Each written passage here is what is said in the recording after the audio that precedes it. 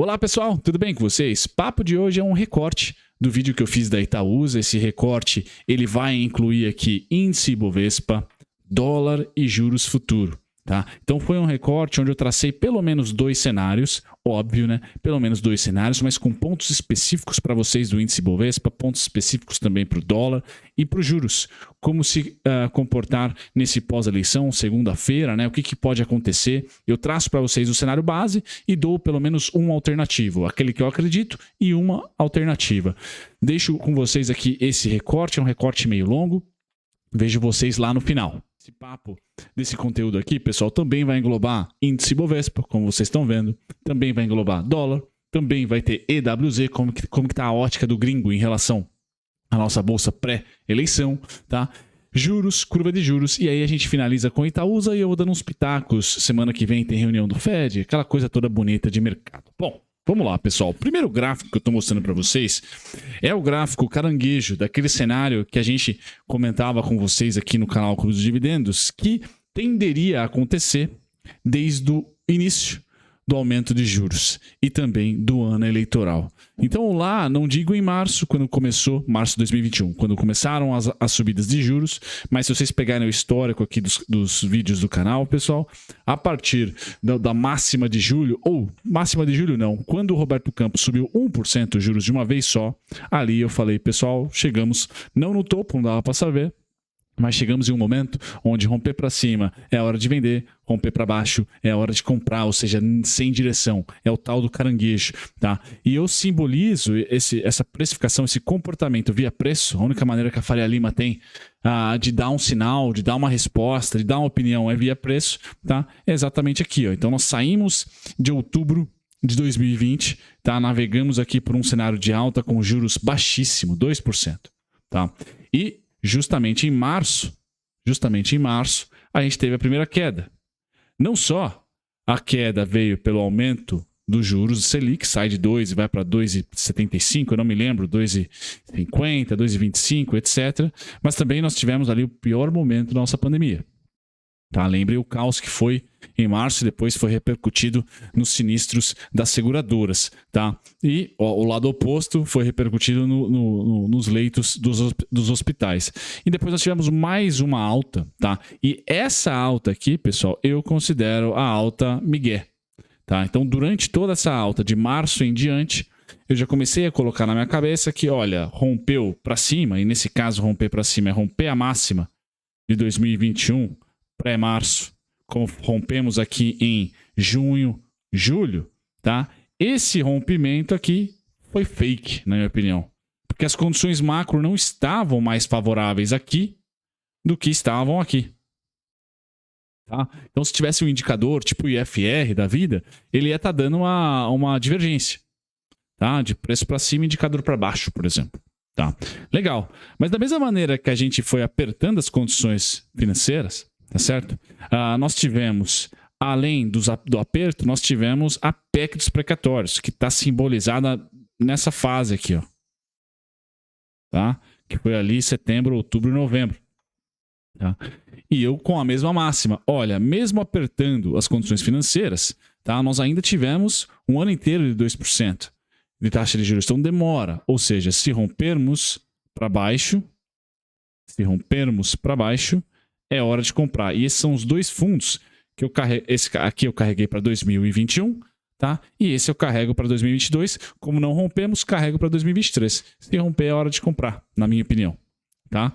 E aí, quando nós rompemos na PEC dos precatórios, o mercado deu sinal. Olha, passou o fiscal, ou seja, eu adoro notícia ruim, eu adoro notícia boa, Faria Lima. Eu só não gosto de não saber, da incerteza. Quando a gente teve a certeza de quanto ia ser o rombo, o primeiro rombo do teto veio aqui, show, o mercado voou. Por quê?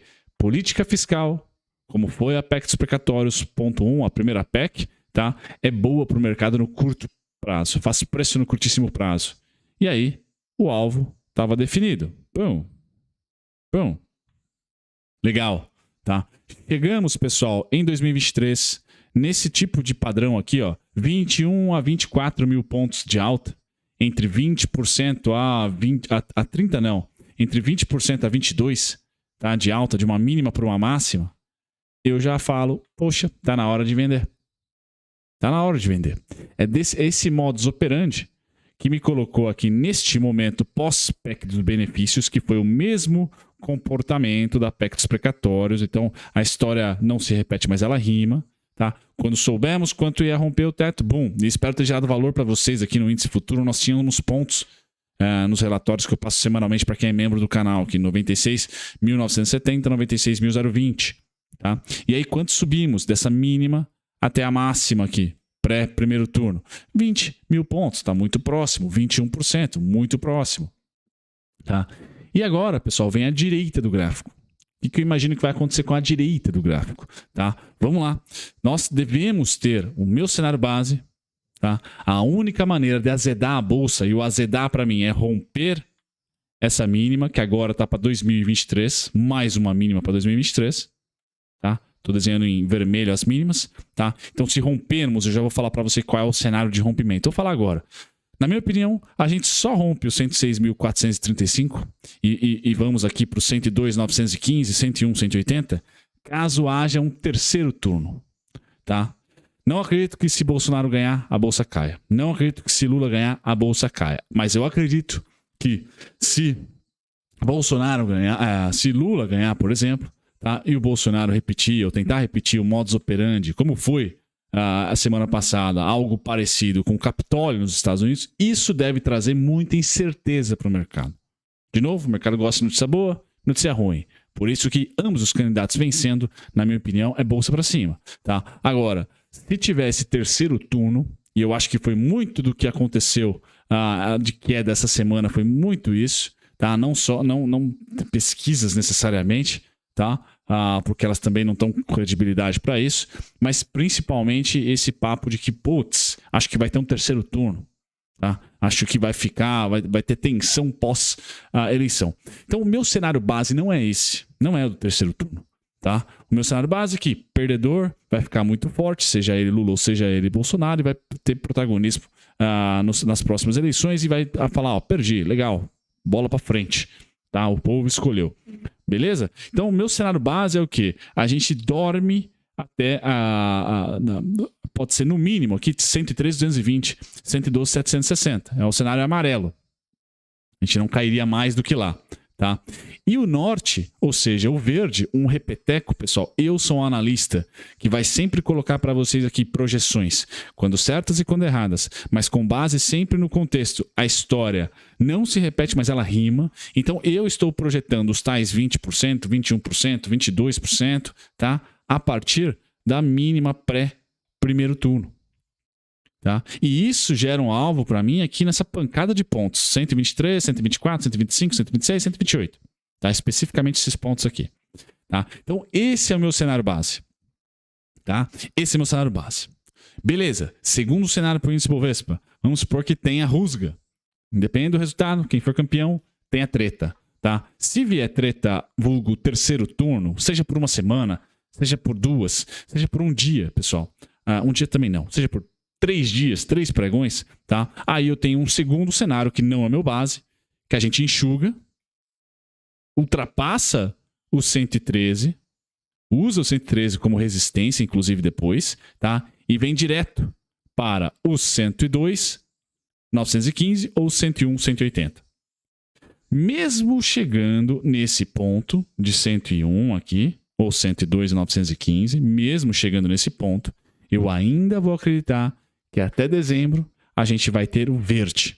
Se ele não vai vir para cá, se ele não vai vir a partir da mínima pré-primeiro turno, tá? Ele virá a partir do 101, 102. Tá? Aí eu projeto 20% para cima. A gente chegaria a um alvo, pessoal, algo em torno de 123, 124 mil máximo, 122 mil máximo. Tá? 123.500 ali. Tá? Ao invés de projetar, então, 21%, 22% a partir da mínima pré-primeiro turno, tá? Eu projeto um pouquinho mais abaixo. 4 mil pontos abaixo aqui. Aproximadamente 3,5, 4 mil pontos aqui abaixo. Tá? E aí, do 128, menos 4 dá 124. Tá? Do 121, menos 4 dá 119. Ou seja, eu ainda tenho o verde até dezembro. Seja ele projetado a partir do 112, 113, seja ele projetado a partir do 101, 102. Certo, pessoal? Pragmático é isso, tá? Que eu espero que aconteça. Brasil, estrategicamente, para alocação de recursos, me parece muito bem colocado, tá? Nesse final de ano, principalmente as small caps. Aí eu já vou falar o porquê com a curva de juros, tá?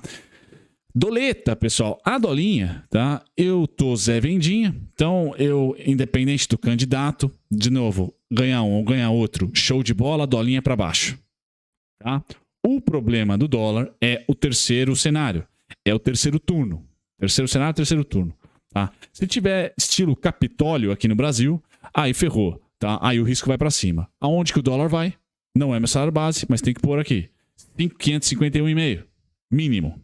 Depois tem os outros 3 pontos aqui em sequência. 5,63, 5,65, 5,68. Esse é o cenário. Tá? Nós faríamos aqui, também vou pôr de vermelho, né? Porque é ruim, péssimo, pra falar a verdade. Para a inflação, inclusive. Seria esse movimento. Tá? Agora, é o oposto. Quer dizer, o oposto não é esse o movimento, mas é quase o oposto. Tá? Que é esse movimento que eu espero. Pum. O oposto. Literalmente. Tá? Onde o nosso principal destino é o 4,96, 4,95, 4,89. Essa é a região de preços aqui. Tá? Com grande pedágio, os 5,110, mas lá em dezembro, até o final do ano, a gente fecha, quem sabe, é abaixo dos 5. É um cenário básico que eu tenho. Otimista, pessoal? Puta, pra caramba. Por quê? Porque nosso juros está nas alturas. Tá? Eu ainda considero esse dólar descorrelacionado com o que o nosso juros está pagando. Beleza? Então é isso. Esses são os dois cenários para os dois grandes ativos aí, principalmente vocês que tradam. Muito bem, pessoal. Obrigado por ter ficado até o final. Para quem ficou, deixe nos comentários. Esses foram os cenários. Espero ter trazido para vocês um pouquinho da minha cornetada, na minha opinião, como serão refletidos aí nos preços. Mas segunda-feira é o alto mercado, né? Mãe de Ná, é um chutômetro danado, mas tem que ter viés. Eu sou o tipo de analista, acho que eu falei isso durante o conteúdo, que sempre acredita que a história, ela rima, não se repete, mas ela rima. Então eu sempre vou estar olhando para a esquerda das coisas, para a história de fato. Então dou muito valor para o que já aconteceu.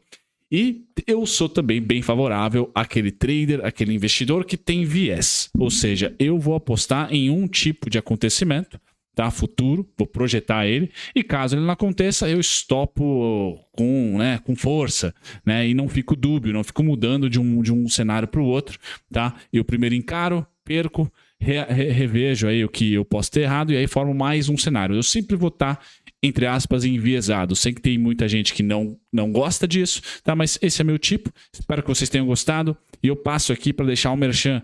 Quer fazer swing trade, quer utilizar suas operações táticas para proteger sua carteira com opções e com ações, é o primeiro link da descrição com um baita descontão para vocês. Tchau, tchau!